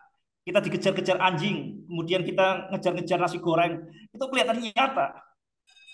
Tapi kemudian menjadi bubar, kita sadar itu palsu, itu kan ketika tidak konsisten lagi. Oh, ternyata itu hanya mimpi. Apakah alam semesta yang kita alami ini itu tidak seperti itu? Apa bukti bahwa alam semesta ini benar-benar ada? Maka René Descartes mengatakan bahwa alam semesta ini keberadaannya itu diragukan. Satu-satunya yang tidak diragukan adalah keberadaan diri sendiri. Kemudian muncul axiom dari René Descartes, cogito ergo sum. Walaupun ini ada perdebatan ini. Jadi dengan berpikir saya ada. Karena ada saya berpikir. Intinya kesadaran dirilah itu yang menjadi bukti keberadaan alam semesta ini. Jadi kalau kita kemudian akidah itu terus-menerus membuktikan keberadaan Tuhan, dan itu sudah mengalihkan perhatian kita nggak mungkin mempertanyakan keberadaan alam semesta. Padahal fondasi sains itu adalah mempertanyakan keberadaan alam semesta. Sahabat titik berat dimanapun Anda berada, ini sesuatu yang sangat sangat mendasar, sesuatu yang sangat mendasar. Pikiran-pikiran lain itu sangat tergantung dari hal yang dasar ini. Nah, dengan kita mempertanyakan keberadaan alam semesta dan menyadari keberadaan diri, maka René Descartes itu bisa memilah antara pengetahuan intuitif dengan pengetahuan aksiomatis. Ini berapinya kan ketika kemudian kita tidak mempertanyakan keberadaan Tuhan, kita menganggap apapun yang terindra itu sebagai kebenaran. Daun hijau, ya itu adalah pengetahuan doruri yang tidak perlu ditanyakan, dipertanyakan. Garam asin, yaitu pengetahuan doruri, pengetahuan yang tidak bisa dipertanyakan. Itu yang terjadi di kita kan seperti itu. Kita tidak akan mempertanyakan realitas. Jadi realitas yang terindrawi itulah kebenaran yang aksiomatik, yang doruri. Nah, bagaimana kita kemudian bisa membangun sains kalau sejak awal itu kosret di fondasinya? Kita akan lanjut di, nah, kita akan lihat seperti ini. Ini salah satu yang menjadi tanda tanya kenapa kemudian kita itu sampai membuktikan keberadaan Tuhan. Nah, ini kita bisa lihat di sini ya.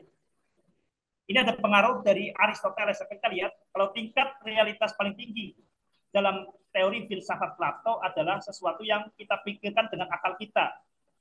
Ini sebenarnya nggak pas ya, tapi nggak apa-apa. Sedangkan menurut Aristoteles tingkat realitas tertinggi adalah sesuatu yang kita lihat dengan indera kita.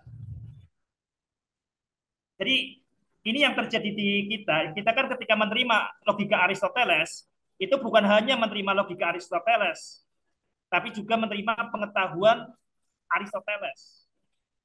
Nah, menurut Aristoteles tingkat realitas tertinggi adalah sesuatu yang kita lihat dan yang kita indra. Ini jejak pemikiran Aristoteles bisa kita lihat di ilmu mantik. Di ilmu mantik itu membagi pengetahuan menjadi dua, doruri dan nadori. Yang namanya doruri, ilmu yang paling dasar yang tidak diragukan kebenarannya, itu adalah antara lain adalah pengetahuan yang dicerap melalui indera. Daun hijau, api panas, itu pengetahuan doruri. Dan itu juga bisa kita lihat di ilmu usul fikih itu mengatakan di sini kan wal ilmu doruriyu malayaqau an-nadharin wa istidlalin. Yang namanya ilmu doruri adalah ilmu yang tidak melalui penalaran maupun pembuktian. Itu yang kita terima begitu saja. Contohnya ka ilmil waqi'i bi hawasil khams. Jadi contohnya ilmu yang didapatkan dengan satu dari antara indera yang lima, yaitu pendengaran, penglihatan, penciuman, kemudian kulit. Itu adalah ilmu yang doruri yang tidak bisa dipertanyakan. Nah, ini kita karena seperti itu kita nggak bisa memisahkan antara pengetahuan intuitif dengan pengetahuan aksiomatis. Jadi kita menganggap api itu panas itu sebagai pengetahuan aksiomatis yang kita terima begitu saja tidak pernah dipertanyakan. Nah, itu contoh-contoh di antara yang menyebabkan pikiran kita itu tidak waras. Dan ini bukan masalah surga neraka di sini ya, itu urusan setelah kita mati. setelah kita masuk ke kuburan. Dan sekarang ini kan kita di dunia ini dituntut untuk membangun peradaban. Untuk membangun peradaban, tentu kita perlu pikiran yang waras. Dan bagaimana pikiran kita waras kalau kemudian ketidakwarasan itu dibungkus oleh yang namanya pendidikan akidah. Demikian yang bisa saya sampaikan. Sementara ini masih ada satu slide, tapi mungkin mudah-mudahan teman-teman ada yang mau menambahi. Silakan saya kembalikan ke moderator Kang Mus. Baik, sangat menarik penyampaian dari Ustadz Toha. Jadi mungkin teman-teman yang lain mungkin ada yang mau menambahkan Ya, atau bertanya. Ya, silakan. Assalamualaikum. Waalaikumsalam warahmatullahi wabarakatuh. Ya, ini Pak Iwang. sambil ini. Ya, Mas Toha, mohon maaf nih, ini saya agak kurang sehat gitu kalau moderator gitu. Jadi, tapi menarik apa yang didiskusikan ini gitu ya. Jadi saya tetap ikuti gitu kan. Yang pertama adalah Mas, ini menarik sebetulnya apa yang tadi disampaikan itu bahwa alam semesta sebagai aksioma dan kemudian Tuhan sebagai teorema. Dan saya mengikutinya istilah-istilah matematik ini saya agak agak kurang gitu. Karena saya latar belakang dari sosial. Nah, ini yang saya masuk di sini teorema kesadaran diri ya, kesadaran diri sebagai aksioma. Nah, ini. Nah, tetapi penjelasan yang terakhir ini terkait dengan Plato ya. Jadi Plato lebih mengandalkan pada bahwa eh, apa sesuatu yang kita pikirkan adalah yang paling tinggi itu adalah akal gitu ya. Mungkin. Sementara Aristoteles adalah pada sisi empiris ya atau indrawi. Nah, pada sisi yang lain ini di sini tadi disampaikan oleh Mas Toha ini adalah aspek intuisi gitu. Nah, memang agak agak sedikit tidak bertemu dengan akal dunia kita gitu. Karena intuisi itu kan di luar pikiran gitu. Di luar pikiran, di luar pikiran apa yang termasuk akal tadi gitu.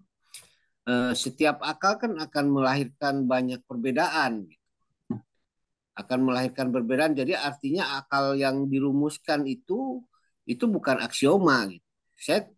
Kesadaran dirilah yang aksioma itu. Nah, kesadaran aksiomatik ini sifatnya absolut atau tidak, itu kan absolut atau yang lain lah disebutnya gitu kan kesadaran karena dalam konteks aksioma itu kan sudah tidak dipertanyakan gitu kan. Nah kalau kemudian melihat tadi disampaikan kalau daun warna hijau gitu kan. Nah yang warna hijau itu apa? Gitu. Karena penyebutan hijau itu mungkin dulu tidak pernah terpikirkan harus menyebutkan sebagai hijau. Gitu. Dulu enggak, jadi aksiomanya munculnya dari mana? Gitu. Atau teoremanya munculnya dari mana? Tiba-tiba kita menyebut itu hijau. Gitu. Dan kita tidak mempertanyakan lagi gitu gitu kan kecuali kemudian berinteraksi secara sosial dengan komunitas yang berbeda. Itu yang kedua. Yang ketiga itu tentang kebenaran kolektif dan individual yang kemarin disampaikan oleh Mas Toha itu bahwa yang membuat Islam tertinggal itu kebenaran sains didasarkan pada kesepakatan. Padahal kebenaran sains itu harusnya bersifat individual. Nah, tetapi mungkin kita juga tahu bahwa perubahan atau perlawanan individu terhadap kebenaran kolektif itu memang terjadi khususnya di Eropa gitu kan. Misalkan Galileo atau melawan gereja.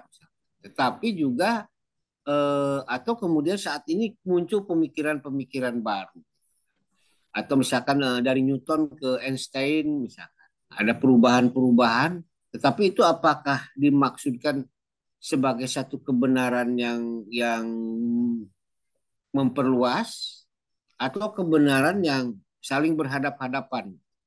Jadi pada tingkat tertentu ada kebenaran apa tubrukan antar kebenaran, pada sisi yang lain ada semacam perluasan kebenaran. Misalkan Newton mungkin tidak akan berhadap-hadapan dengan Einstein, tetapi diakui sebagai satu pertumbuhan daripada gagasan, pertumbuhan daripada sains, termasuk juga dalam kesadaran diri gitu.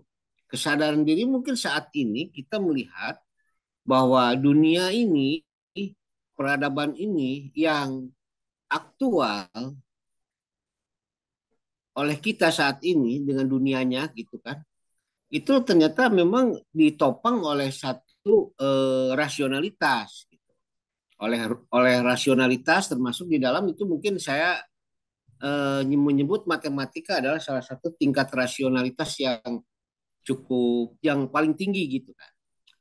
Nah ini mungkin pertanyaannya, kesadaran diri itu sebagai sebuah aksioma itu bagaimana gitu? Sebagai aksioma itu diktumnya seperti apa gitu? Nah ini mungkin mohon dijelaskan nih. Diktumnya apa? Apa preposisi atau apalah mungkin ya. Sehingga kemudian satu tetapi dalam praktik ternyata ya ada yang menempatkannya berbeda-beda. Saya kira iman sebagai teorema itu pada sisi yang lain adalah satu bentuk hal yang baik gitu. Karena pada sesungguhnya sebelumnya mungkin penerimaan Tuhan itu tidak rasional, harus berbentuk, harus ada. Karena Tuhan itu ada, maka yang ada saya anggap Tuhan. Kan begitu. Karena Tuhan itu ada, maka yang ada saya anggap Tuhan. Maka lahirlah Tuhannya, membuat patung, menyembah pohon. Tuhan itu ada, maka kemudian saya adakan Tuhan itu dalam bentuk yang nyata. Nah, sekarang muncul Tuhan itu dalam bentuk pemikiran, yaitu teorema. Salah satunya adalah pembentukan. Jadi Tuhan yang pertama jaraknya didekatkan dengan diciptakan oleh kita, ternyata sekarang tuh Tuhan itu adalah alam gitu. Karena kita buatkan, karena ternyata kalau menuhankan hanya pohon ternyata tidak berkuasa. Tapi kalau menuhankan alam, kekuasaannya dahsyat gitu kan. Atau menuhankan angin, menuhankan itu. Nah, sebagai teorema ada logikanya gitu, melihat bahwa alam semesta itu sebagai Tuhan, sebagai satu penjelasan dari aksioma. Saya kira mungkin itu pertanyaan saya, Mas Toha. Mudah-mudahan ini apa sebagai satu tanggapan ya.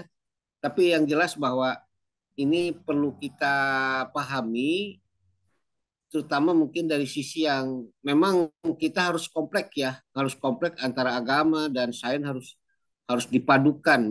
Sejak dulu bukan dipadukan ya, memahami bahasanya harus lengkap gitu, supaya kita tidak terjebak pada satu pemahaman bahasa saja, tetapi juga aspek apa sains alamnya juga kita pahami. Saya kira itu Mas Toha. Terima kasih.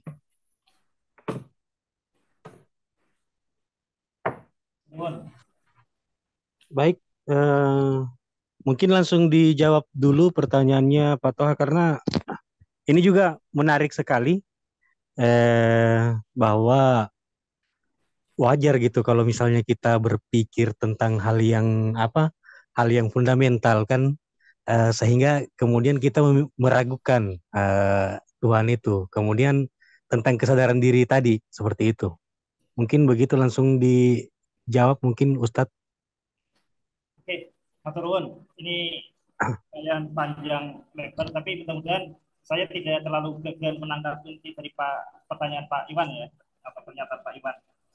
Jadi ini penting digarisbawahi, memang masalah bahasa itu sangat penting karena ya bahasa itulah yang membedakan manusia dengan malaikat.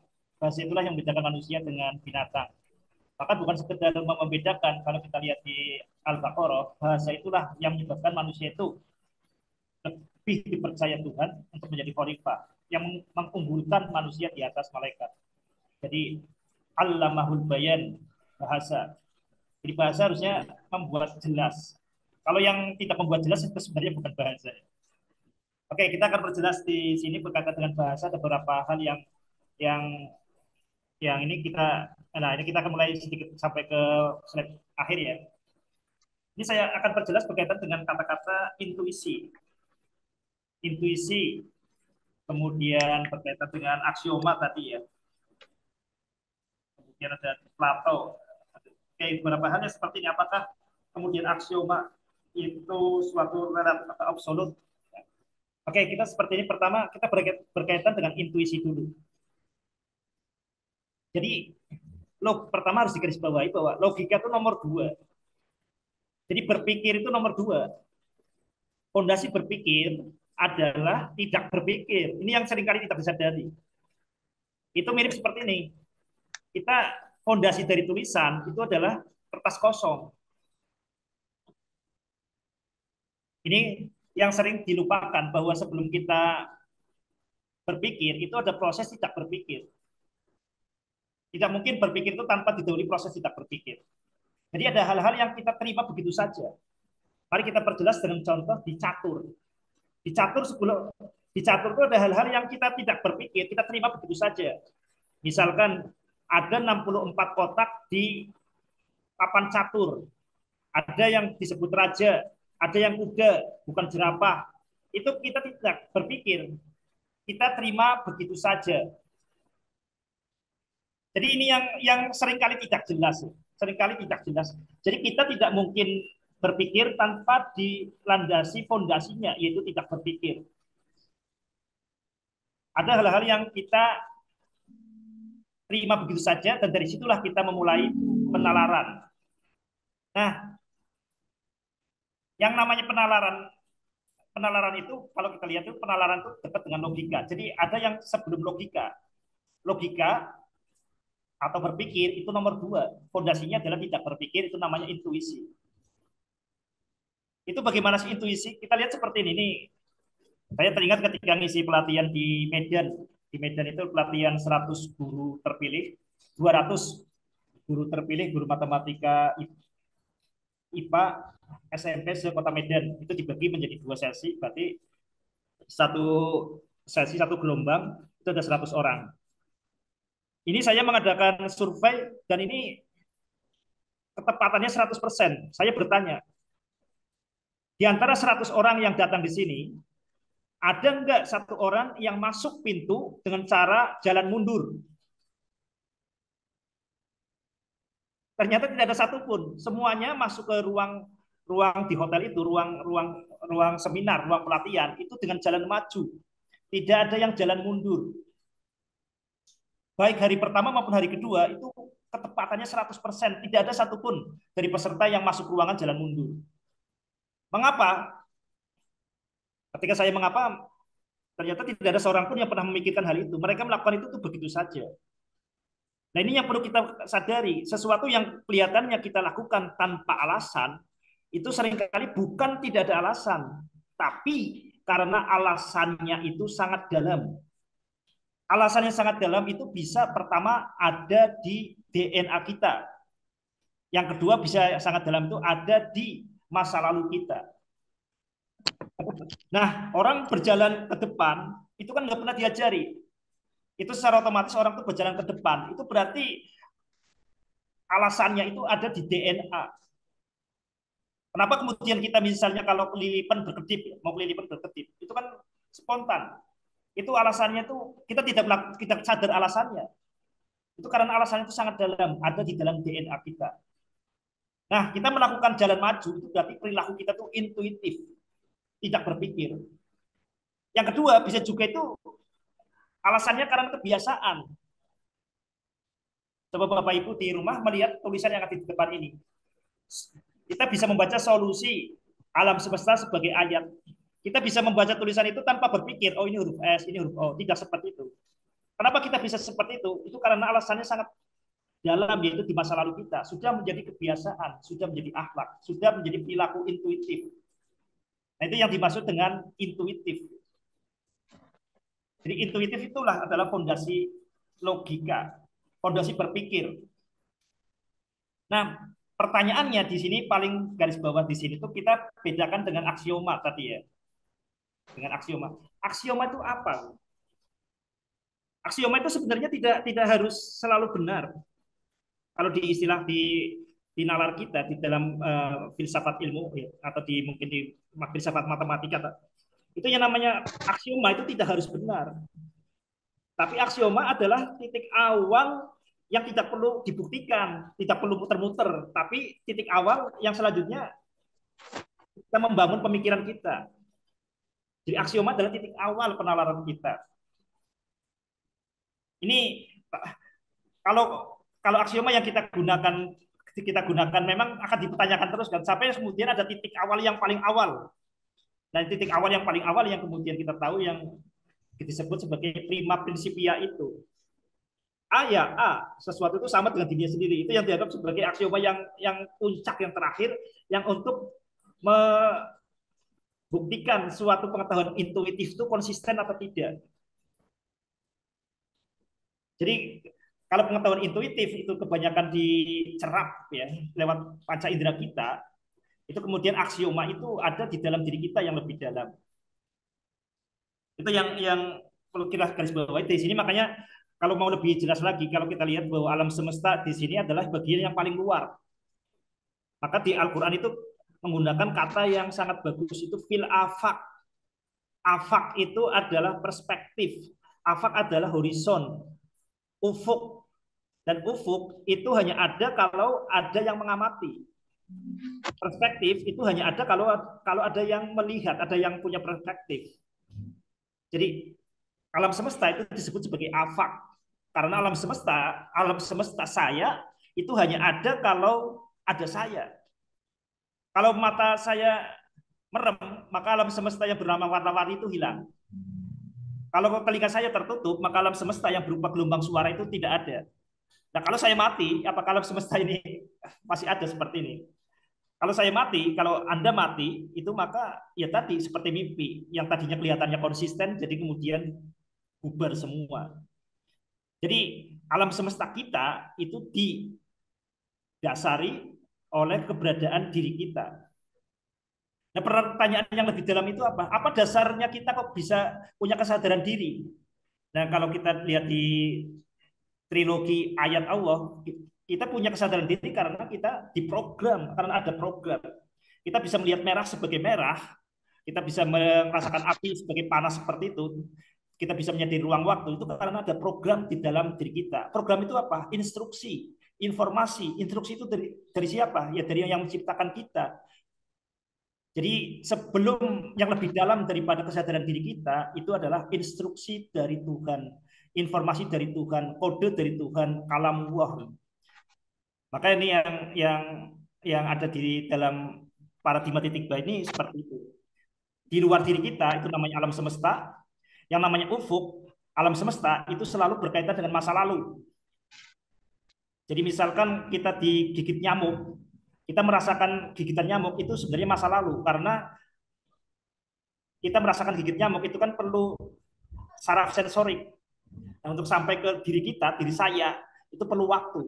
Dan saya itu mana? Nah, diri saya, itulah tempat diri kita berada. Nah, program kalamuah atau program diri kita itu yang lebih dekat daripada diri kita, yang lebih tahu diri kita daripada kita itu ada yang namanya di sini adalah program diri kita.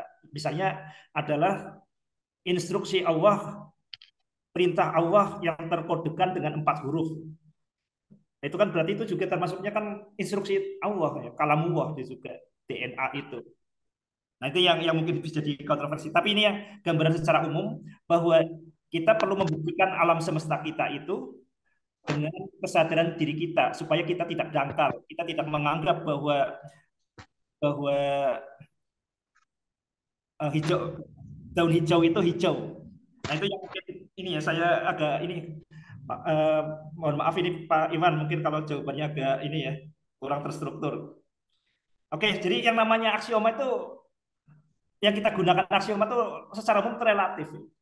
Jadi seperti ini, kita akan bayang seperti ini. Jadi ketika kita membahas membahas A di dalam domain wilayah bahasan A, maka pasti ada inti, ada dasar dari A, titik awalnya. Di B ada titik awal B, titik C ada titik awal C. Nah, ketika kita kemudian titik awal di A boleh jadi tidak sama dengan titik awal di B, maka kita perlu aksioma yang lebih dalam yang bisa mencakup A dan B dan seterusnya. Nanti aksioma yang paling dalam yang tidak ada keraguan itu yang kita sebut sebagai tauhid, bahwa segalanya itu adalah, semua ayat Allah itu adalah satu. Sanurihim ayatina fil afaqi wa fi anfusihim hatta yatabayyana lahum annahul haq.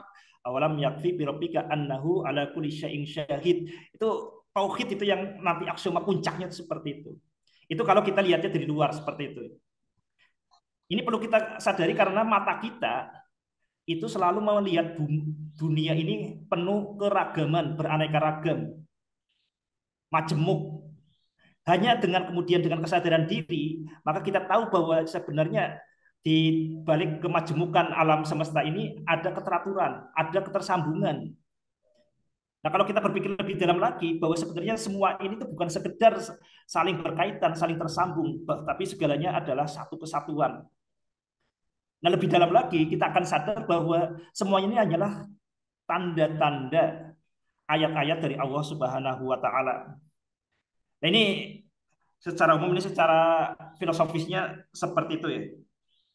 Mungkin demikian saya nih, mungkin mudah-mudahan sedikit menjawab pertanyaannya Pak Iwan. Apa Ya, tadi ya, kembali ke Kang Mus? boleh menanggapi Mas Toa nih. Kalau enggak, Saya kira ini menarik ya. Jadi penjelasan Mas Toha ini bagi saya masuk gitu. Artinya gini Mas Toha. Jadi yang pertama adalah saya dari jawaban Mas Toha kalau nggak salah saya menangkap aksioma itu relatif gitu ya Mas Toha ya. ya, di satu tempat ya. Yang Ya penting itu. tidak Makanya saya tanya absolut apa relatif gitu kan. Nah ini, nah yang kedua juga ada relatif itu ada hubungannya semakin dalam itu. Aksioma itu belum tentu benar. Tetapi juga bisa diperdalam. Ada aksioma yang diperluas ya, mungkin diperdalam, diperluas, dipertinggi gitu kan. ya. Atau dalam bahasa yang ini lain mungkin dikontekstualisasi gitu. Dikontekstualisasi itu bukan pada sisi ketepatan, tetapi kedalaman sehingga kemudian mampu mencakupi keseluruhan. Nah ini mungkin yang saya kira eh, makanya saya masih kabur kalau tadi itu. Dan yang kedua saya agak suka gitu. Mungkin saya katakan suka ya supaya nanti bisa diperdalam lagi dengan kesadaran diri sebagai aksioma. Gitu. Jadi kesadaran diri sebagai aksioma itu bersifat relatif sesuai dengan pertumbuhannya si si subjek itu ya gitu ya, si yang sadar itu gitu kan. Meskipun kemudian kita mengakui bahwa la ilaha illallah, tetapi dalam praktek itu tidak sama sesuai dengan kesadaran dirinya kan begitu, Mas. Nah, ini yang mungkin bagi saya mampu menampung ya atau mencakupi keseluruhan umat manusia untuk tumbuh menjadi orang yang beriman gitu. Gitu kan. Ini mungkin satu hal yang mungkin saya mohon juga mendapat pencerahan lah dari Mas Toha bahwa artinya bahwa seberdosa apapun orang gitu kan, tetap itu adalah bagian daripada menuju keimanannya kan gitu kan. Karena dia punya aksioma yang belum tentu benar itu atau belum tentu, mungkin tidak dikatakan belum tentu benar ya. Enaknya belum tentu dalam gitu kan. Kan itu sesuai dengan upuk itu kali ya. Upuk itu artinya mungkin saya tafsirkan mungkin bisa di ini ya. Upuk apak itu historis ya.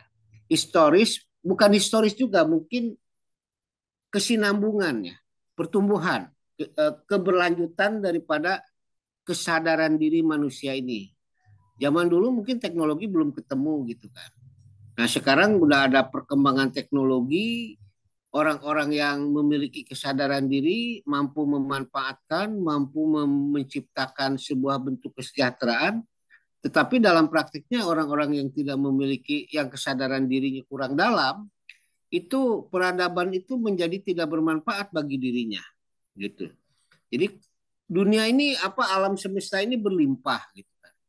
Tetapi karena kesadaran diri kita menilainya, melihatnya dalam aksioma yang tidak berlimpah atau terbatas, sehingga keberlimpahan itu tidak bisa hadir di dalam kehidupan kita dan zaman kita sekarang ini. Ini saya kira cuma begini Mas Toha.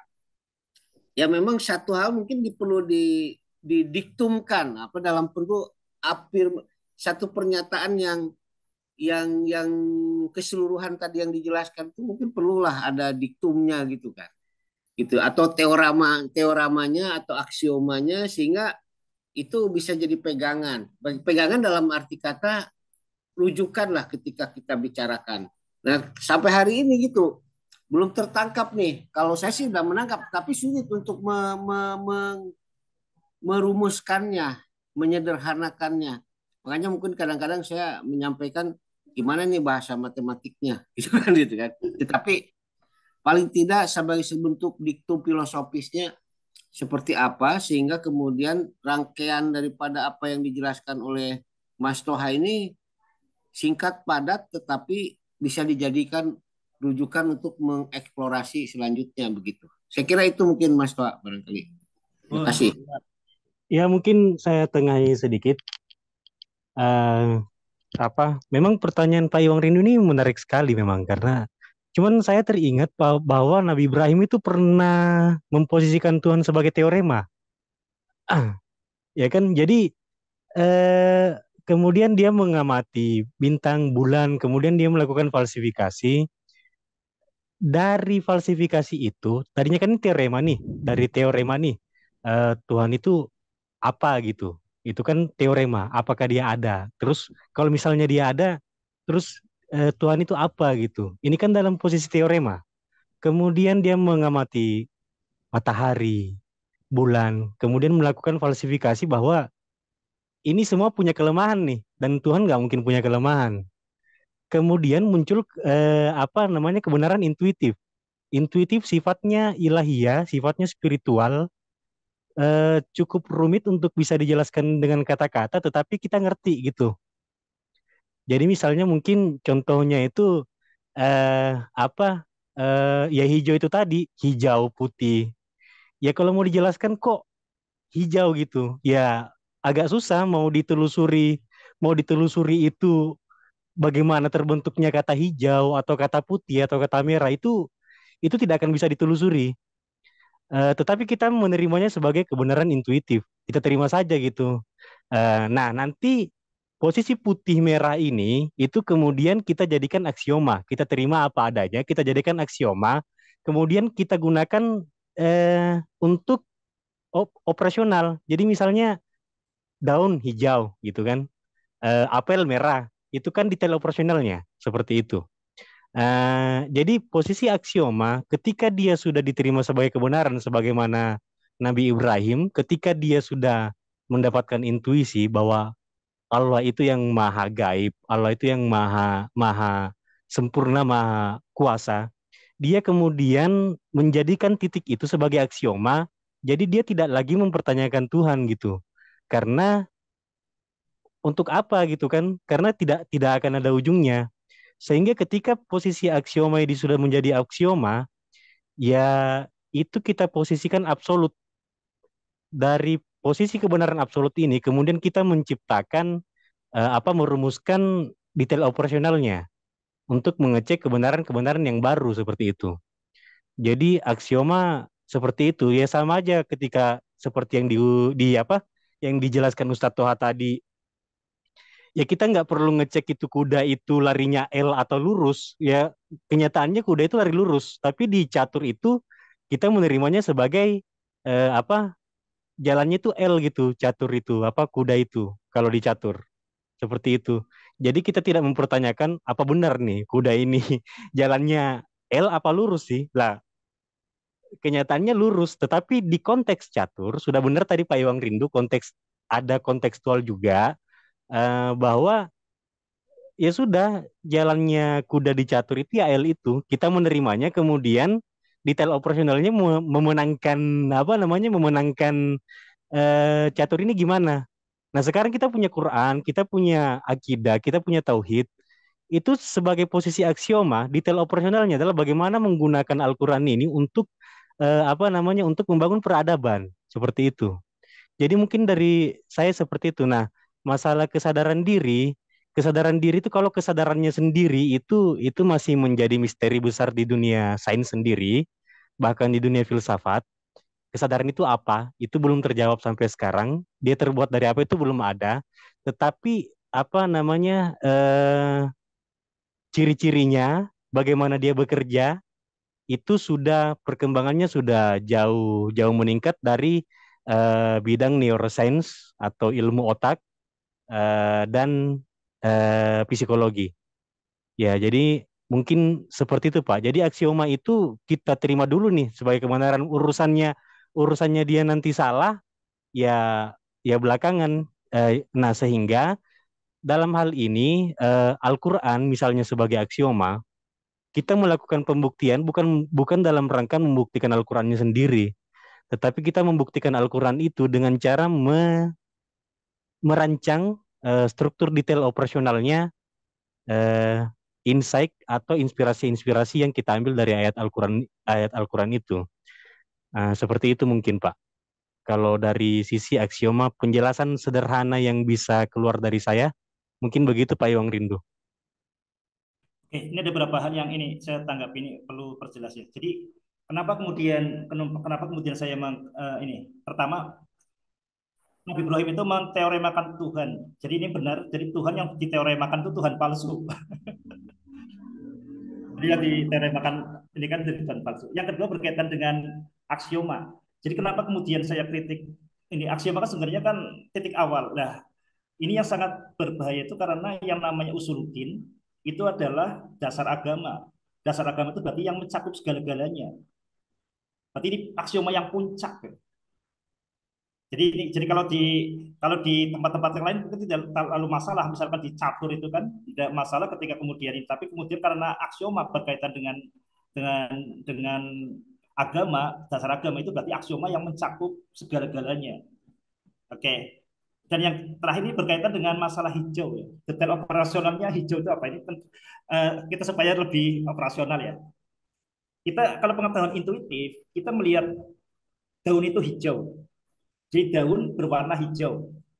Ini seringkali kalau di pesantren itu dianggap sebagai pengetahuan doruri, pengetahuan yang intuitif, dan seringkali pengetahuan intuitifnya juga pengetahuan aksiomatik, tidak perlu dipertanyakan.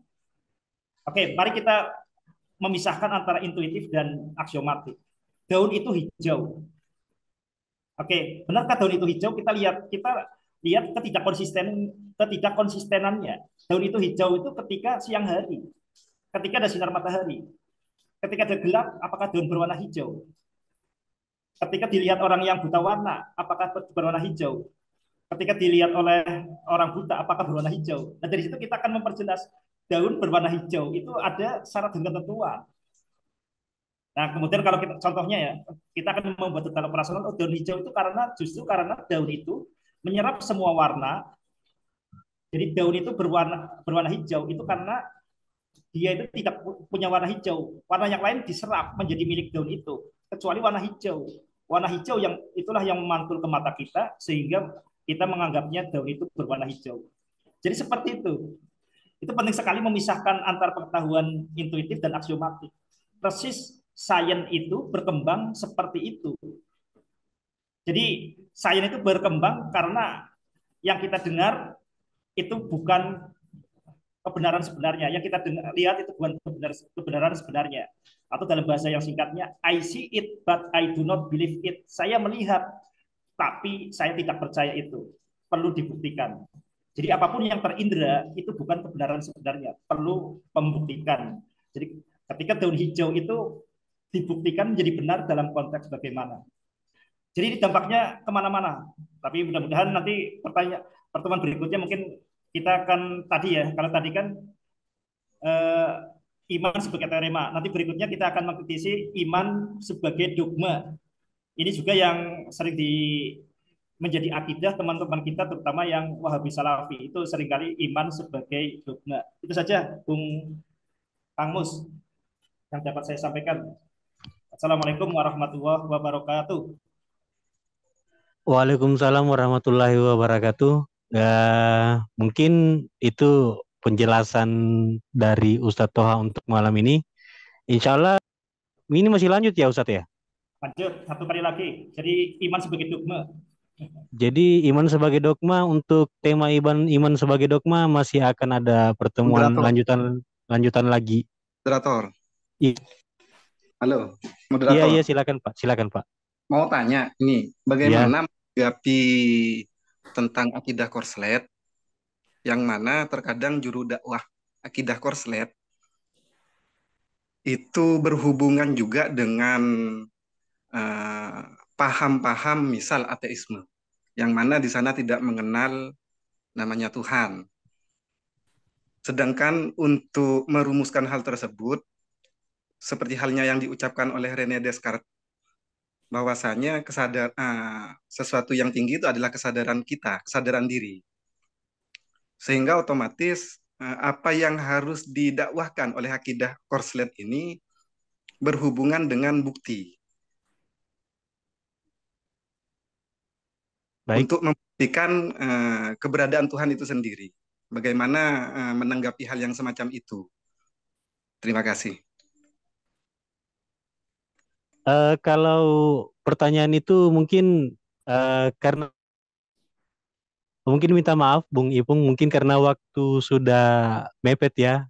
Tadi Ustadz Toha sudah unjuk pamit. Jadi mungkin pertanyaannya kita akan pending.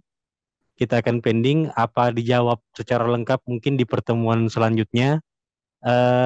Kemudian kan masih ada grup diskusi juga yang masih bisa kita yang masih bisa kita manfaatkan yang non real time. Seperti itu mungkin Bung Ipung. Siap, siap. Eh, Walaupun pertanyaannya juga, ya itu juga menarik. Ya karena itu kan pertanyaannya disampaikan sama rekan-rekan yang akidah koslet. Kalau misalnya ada pertanyaan dari ateis, itu bagaimana menjawabnya seperti itu. Jadi mungkin pertanyaan itu kita simpan dulu untuk mungkin pertemuan minggu depan, atau mungkin kita bisa manfaatkan grup yang tidak secara real time. Dan pertanyaan Pak Iwang tadi juga saya juga suka tadi karena memang diktum atau struktur yang mungkin agak sederhana, mungkin Ustadz bisa dijelaskan ke kita mungkin lewat lewat grup gitu, seperti itu, atau mungkin bisa juga lewat pertemuan selanjutnya masih dalam judul Islam bukan dogma. Ya, mungkin seperti itu dulu rekan-rekan sekalian, eh untuk Zoom Zoom meeting. Bukan Zoom meeting sih ya, pengkajian Zoom kita malam ini mungkin kita akhiri dulu. Kelebihan dan kekurangnya dari kami moderator, mohon maaf moderator dadakan. Pak Iwang, mudah-mudahan lekas sehat ya, lekas sembuh ya, sehat bugar. Demikian, wabillahi taufiq wal hidayah, saya akhiri pertemuan ini. Assalamualaikum warahmatullahi wabarakatuh. Alhamdulillahirabbil alamin. Terima kasih Mas Toha. Ya, alhamdulillah ya. Saya tuh kalau udah ada diskusi-diskusi itu agak hidup lagi gitu. Tadi sakit sekali saya, punggung saya tuh nggak bisa bergerak gitu. Mas, Mudah-mudahan lekas sembuh Pak Iwang. amin, amin, amin. Ya, makasih semuanya. Ya, Assalamualaikum. waalaikumsalam.